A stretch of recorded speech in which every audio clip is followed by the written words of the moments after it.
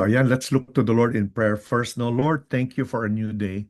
It's Wednesday, and we have a very interesting topic. It's something, Lord, that I ventured. You guided me to look into a deeper way, perhaps, or just inspired the fact by Luke being a researcher. So I did more digging, I did more questioning, I did more seeking to think through the topic, the subject, and I believe, Lord, that this will be a good topic to talk about and something, Lord, to ponder and to see whether these ideas that I'm going to be sharing would they would be they would be in line to what you have revealed to us from your word. Please give us discernment, Panginoon. Give us understanding about what these things are so that we might know the truth. Salamat, Panginoon. In Jesus' name, we pray. Amen. So alam po ninyo, ang topic natin today is about Mary. Yesterday, we look at Mary and Elizabeth, no? We look at them as uh, we look at them in their response to the good news. What did they do? How did they respond when they heard the good news? And we found that with Mary or with Elizabeth, talagang she was so grateful to God because the Lord had ended yung kanyang shame.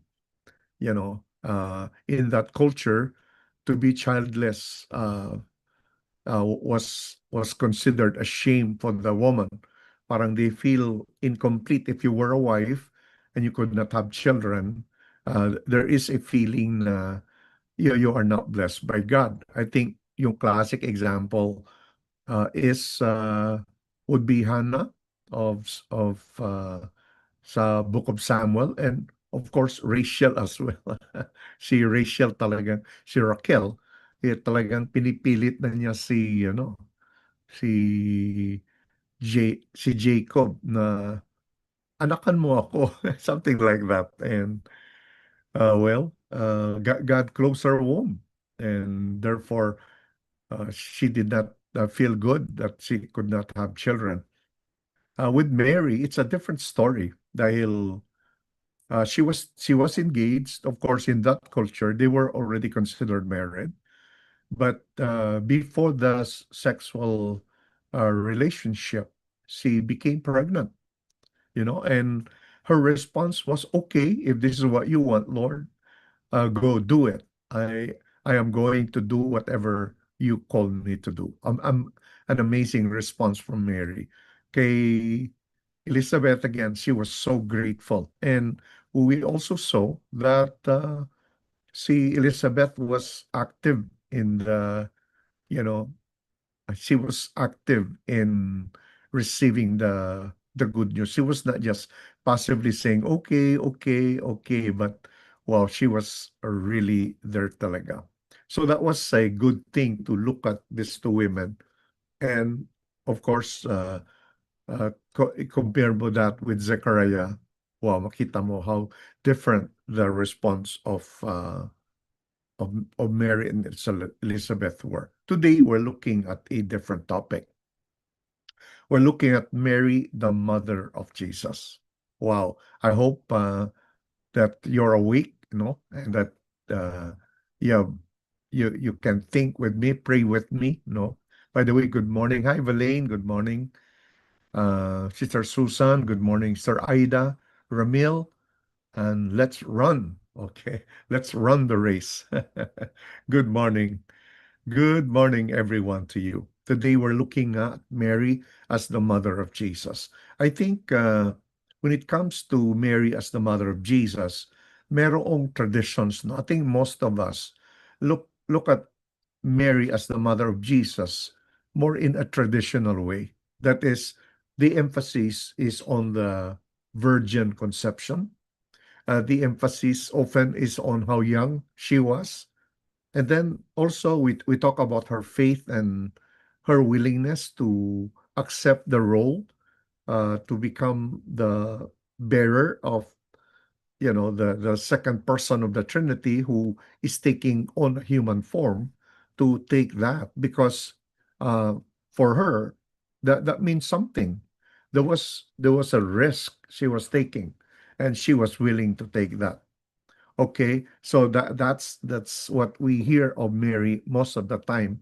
But this morning, I'd like to go beyond that, I'd like to reconstruct the motherhood of Mary.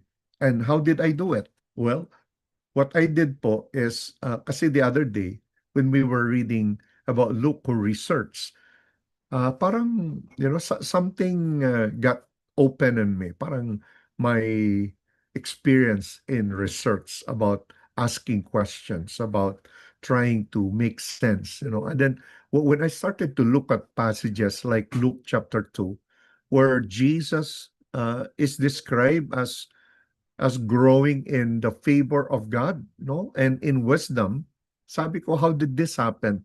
I think yung tradition, talagang we attribute that to his childhood. Na that statement is a statement of Jesus as a child. Na as a child, he grew in God's favor, but that's it. Parang limited coverage. Parang the the exposition is limited. And then, of course, Hebrews also, where we talk about Jesus becoming the perfect sacrifice because of the sufferings that he suffered. And again, we attribute that to the cross only. So ang nangyari po, as I was meditating, and then I started to look at passages like this, and I started to ask myself, should this be limited to the cross? Are these statement limited to the cross? Wala bang role sina Mary and Joseph in raising up the Lord Jesus Christ? Did they not have any part in making him the person that he was, especially in his humanity? Okay, yan po yung mga questions. And therefore, what I'm going to share with you is the result, or are the results of my inquiring mind. Okay, and I ask the Holy Spirit to guide me. So I share this to you humbly today, reconstructing the motherhood of Jesus. Let me start with yung misconception. I think the great misconception is related to the Madonna, no? Yung Madonna teaching in tradition, no? Centuries of sanitized art portray a tranquil, effortless ecstasy. We often project a version of motherhood of Mary untouched by stress or grit, assuming the divine nature of the child made the parenting simple. Parang, kung naman siya, divine si Jesus, so wala. In fact, growing up, I remember we used to sing songs about Jesus as a baby that he never cried. No, do you think that way? That because of the dual nature of Jesus, he is both human and divine. That is it correct to say that Jesus never cried? Therefore, Mary had no problem.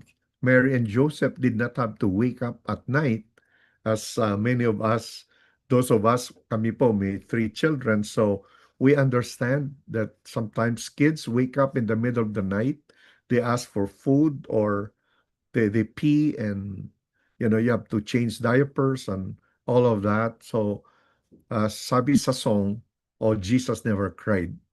As a baby, Jesus never cried.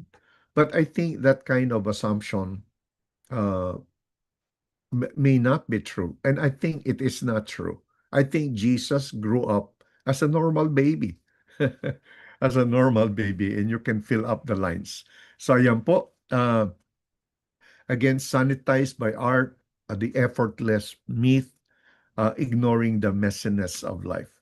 This peaceful trope overlooks the real dirt, confusion, and daily stress that Mary faced. I think that is more real for me, and I'm presenting that to you as well. Do you think Mary and Joseph had to raise up a human baby, a real baby? And I think the answer must be a yes. Yes to that. Okay? And then yung yung gritty reality, no, na the true experience of raising the incarnate God was deeply practical and terrifyingly beautiful.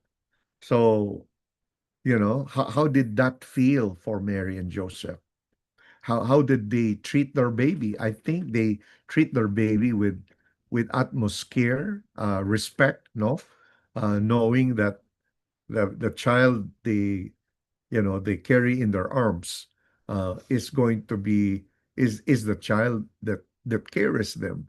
And that's why that song, Mary Did You Know, is such a one of my favorite Christmas songs. So talagang the Bible also presents Mary as someone who carried the burden of her maternal task. It was a heavy task. Sabi niya sa chapter 2 na sa yung prophecy sa kanya, your heart will be pierced with sword, no? Okay, and again the challenge of parenting the infinite. So how did that look like? I'm going to share with you today some of my answers to these questions. Okay? Also yung nga parenting misconception that because Jesus is God who never cried, maybe he never pooed, he never did what kids do, he never dirtied himself. Hindi na natin iniisip yun, but because we're looking at Mary as mother, and of course, by implication, si Joseph, we must unlearn that, no? They raised the Savior of the world in the middle of the mess. Ito po yung aking thesis po, na they raised to save the world in the middle of the mess. Stress and hardship of a fallen world, exactly the world he came to save. That just like the principle of identification, that Jesus became one like us. He experienced yung mga limitations of being human. He was hungry. He was thirsty. He was lonely. He was afraid. There were so many things that Jesus expressed, as a human. Okay, and of course, he's also divine. But when he was on earth, uh, he lived as a human person who learned to obey God and Mary and Joseph. Yeah. So yan po. Let me share that one. So what kind of parenting was applied towards Jesus? Well, we're very sure that because from their example, they were faithful Jewish family. They went to Jerusalem every year for the Passover. So very likely, most likely, they practiced the Shema, meaning relentless teaching of Scripture at home, shaping the human mind with the Word of God. And of course, they modeled righteousness. Jesus learned integrity, hard work, and protective, self sacrificing love by watching Joseph.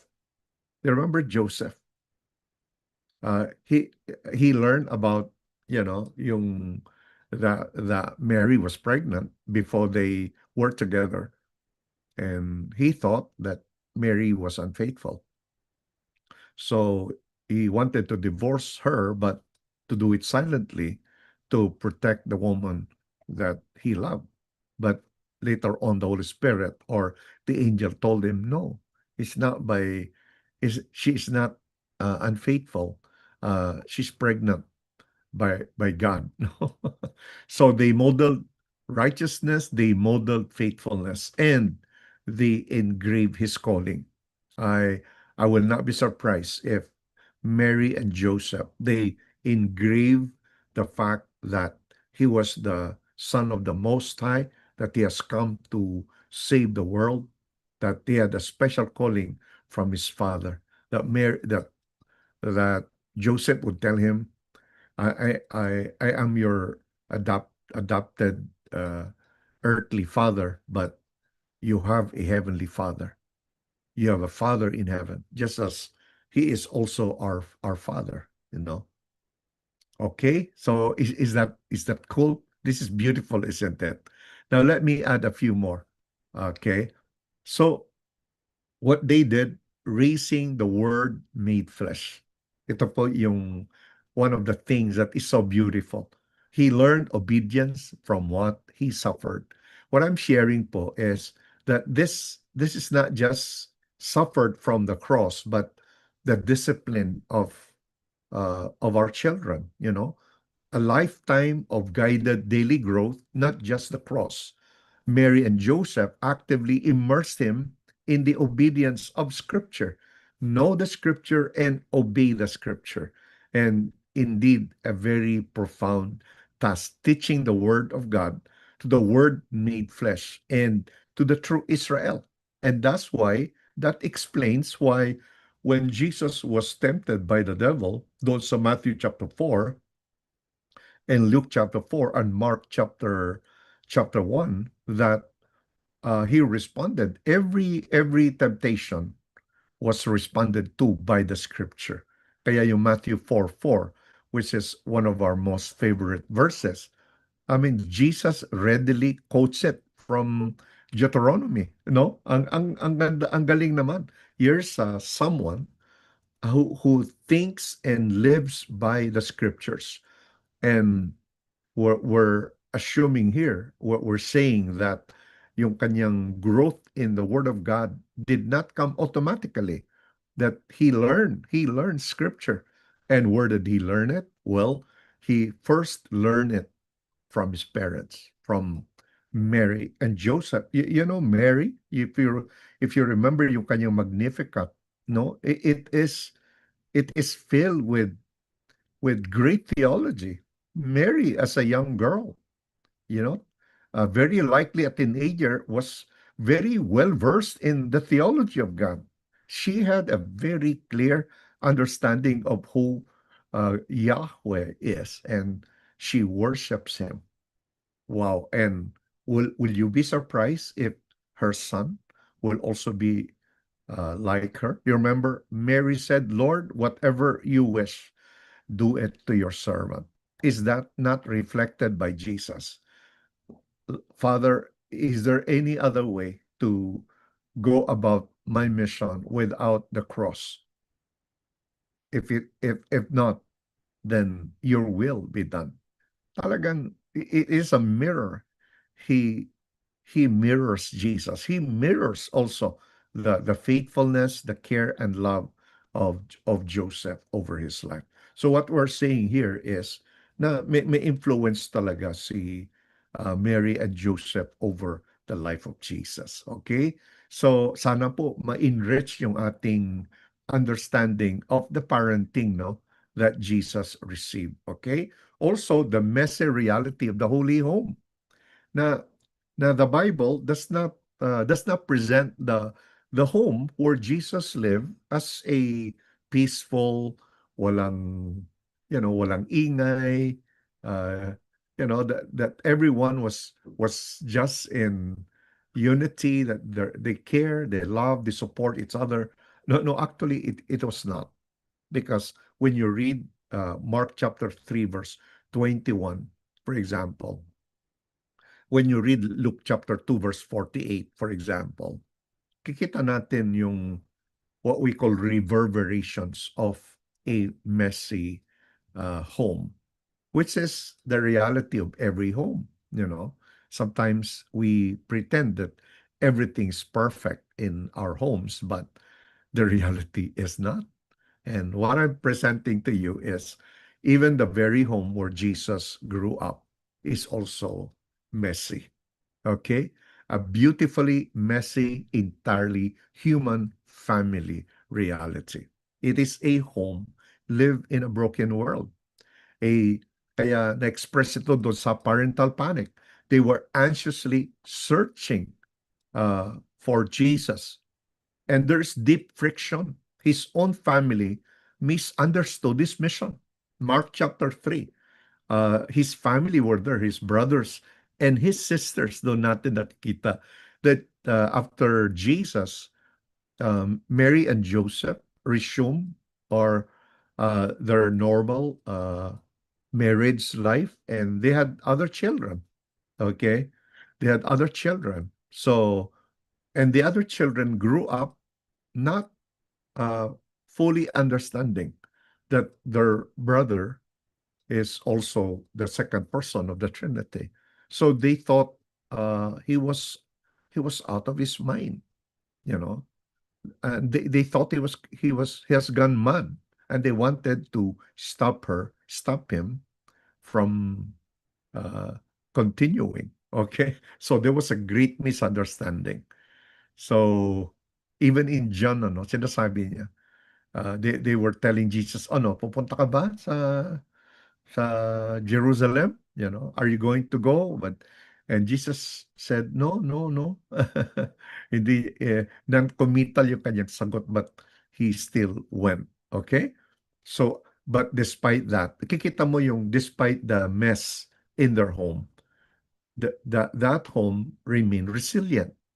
Talagang the family remained intact despite immense tension. And how could I say that? How could we say that?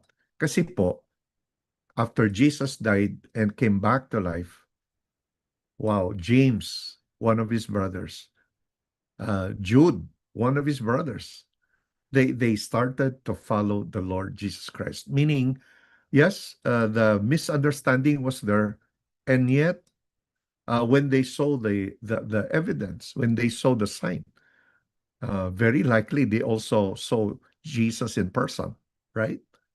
That the resurrected Jesus, that they put their faith in the Lord Jesus Christ. Amen. So what a hope, no, that we have. Also, a comprehensive growth in Nazareth. That's what the Bible says. Luke 2:52, Jesus grew in wisdom and stature and in favor with God and man. What I'm saying is this is not uh, a limited description, ano, a description that is limited to his childhood. Kasi ganun, yun ang traditional interpretation that Jesus, uh, that Jesus grew as a young boy in wisdom and stature. And then after that, stop na. Parang, and then at 30, he just shows up a fully developed person who knew the scriptures. What I'm saying is, I don't think it's wrong to expand or extend its application to the whole life of Christ from boyhood to the time that he started to minister, that the influence of his home and parents were all felt in him. And what we could see with Jesus, we also see it with John, that he grew up strong in the spirit, sabi nga. So it's a multidimensional growth, physical, intellectual, social, and spiritual. You know, uh, yung relational, kikita natin how caring was Jesus, and makikita natin that's Joseph, very caring, very protective. Where did Jesus learn how to protect the weak, how to protect those who needs to be protected? Well, he learned it from Joseph. So, and Mary was present for it all, and by implication, Joseph. We don't know that much about Joseph, ano, kasi after chapter 2, there was no more mention of Joseph. Okay? Sabi sa Luke chapter 2, verse 51, Mary treasured all these things in her heart. And also, John chapter 2, verse 41, chapter, Luke chapter 2, verse 41, every year, Jesus's parents went to Jerusalem for the Passover festival. And again, by implication, and they carried Jesus along with them. So she quietly held the mystery of his identity as he developed. So that's what we could say about Mary as mom. And another aspect of his yung kanyang motherhood and now I'm going to be sharing with you something that, for me, it's the most beautiful aspect of Mary's motherhood. Okay? So yung prophecy ni Simon that uh, that her heart would be pierced by the sword is going to be experienced more fully at the cross when when she sees her son, no, being punished. Uh, when she saw the bloody the mess that Jesus had become, when she heard those ridicules that were thrown at her son. Talagang yung prophecy ni Simon was fulfilled. The sword will pierce your own soul too. I think Mary experienced what all of us parents experience. A steadfast presence standing by him when the disciples fled. John 19:25 to 27. She was there. She was there at the cross, along with the women. And the ultimate maternal sacrifice, releasing her son for the world, to be willing to give her son up for the world, because she knew that her son was the Son of the Most High, who has taken on human form, and through that he would save the world. And the good news filter, Jesus redefines eternal family from the cross. Please take note of that. Jesus redefines the eternal family from the cross, and which leads me to our final slide today, the beautiful transition. Ito na po, what makes give meaning to being a mother? What is the ultimate joy of a mother? Ito po, with Mary, the upper room waiting with the church for the Holy Spirit. A cosmic shift in her identity and calling. Stepping down from parental authority to becoming a devoted disciple. From earthly mother to sister in God's eternal family. So the ultimate grace po is this. She raised him so that he could save her. She raised him. She raised Jesus so that Jesus could save her. And the greatest joy that Mary experienced is that from being an earthly mother, a chosen woman to carry, to conceive Jesus and give birth to the perfect man and God, Jesus, human God, God man, Jesus. Wow. Beautiful, isn't it? What do you think? What do you think, guys? Please give me some comment. Wow. Si Emma is always, yung comment mo is always good, no? Sabi ni Emma, uh, yeah, thank you for another look at Mary's motherhood and parenting with Joseph.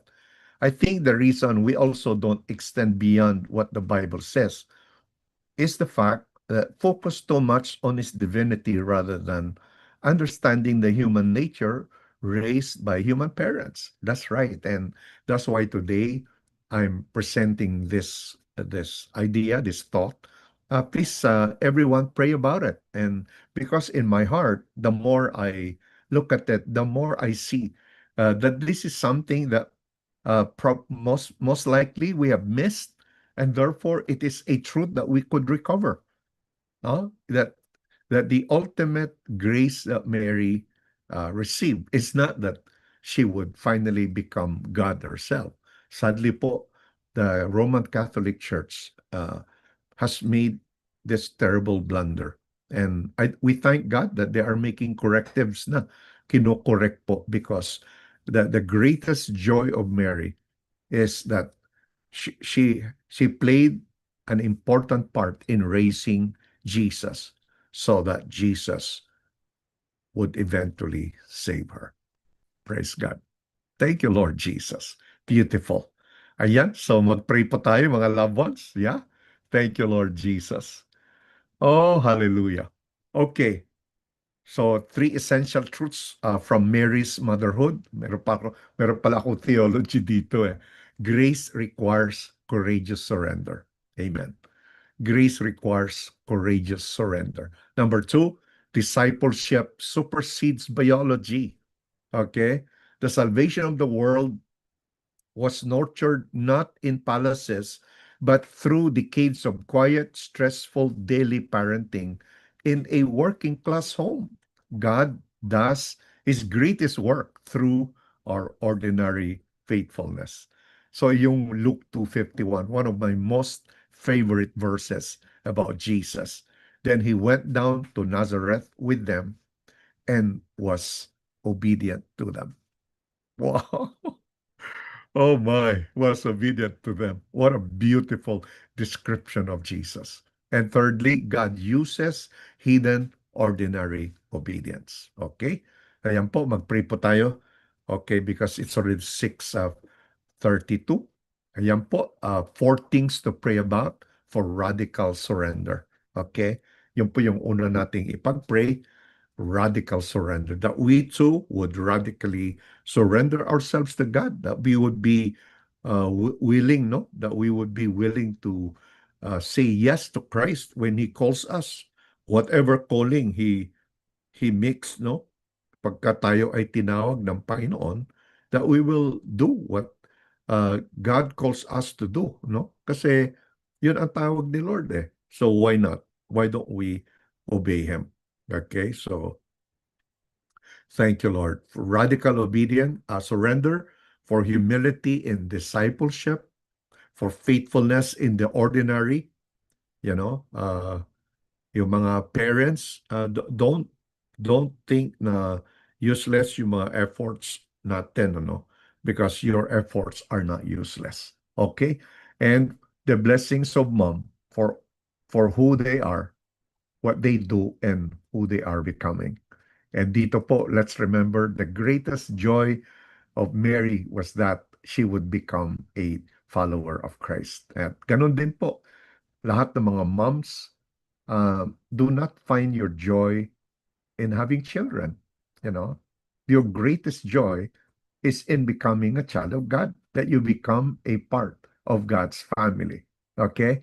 Sometimes kasi nagiging idol na yung pagiging parent, ano. But with Mary and Joseph, we see a healthy example na ang parenting is a stewardship, is a responsibility, it's an opportunity coming from God, and our goal is to raise up children who would obey Jesus. Okay, and when that happens, that will be our greatest joy, that they also follow Jesus. Okay, so let's pray po.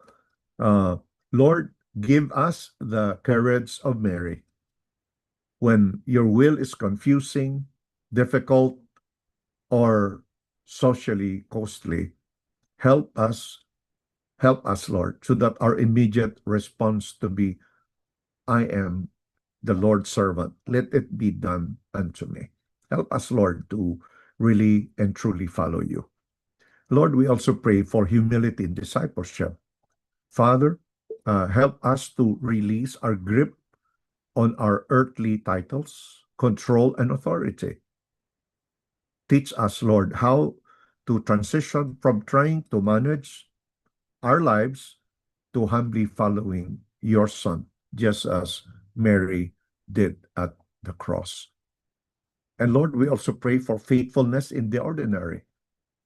God, give us the strength to be faithful in the unseen, messy, and mundane moments of our day. Remind us that you are intimately present in our daily routines, and that our quiet obedience matters for your kingdom. And Lord, we pray for all the moms. We pray for all women. We pray that we would all find our joy, our identity, the greatest meaning that any person could ever be, not with our children, but in you, that you are the meaning of our lives. Oh Lord God, we pray for blessings for moms, for who they are, what you have called them to do, and who they are becoming. They are becoming your disciples. Lord, we pray, Lord, may we connect this to our country, yung mga leaders po namin, mga political leaders especially. Lord, we pray for their moms that they would exert their influence so that their children would be reminded that they were raised to be a righteous leader. They were raised to acknowledge you and not to be a politician first, to ignore and forget all the values that they have embraced. Salamat, Panginoon. Lord, we thank you for that. We thank you that uh, you have truly given us a word about Mary, and I love you for it, Lord. Thank you. Help us, Lord, to explore of it deeply. Help us to talk about it with our friends and to see how this goes in Jesus' name. Amen. Amen. Some of you may want to have a copy of my slides. Yeah, please let me know so I can make it available for you. God bless you, and we'll see you again tomorrow. Lord willing, we'll see you. And on Friday, yeah, we'll see you po. On Friday, we will be looking at Judges chapter 6. Beautiful. God bless. Bye-bye po.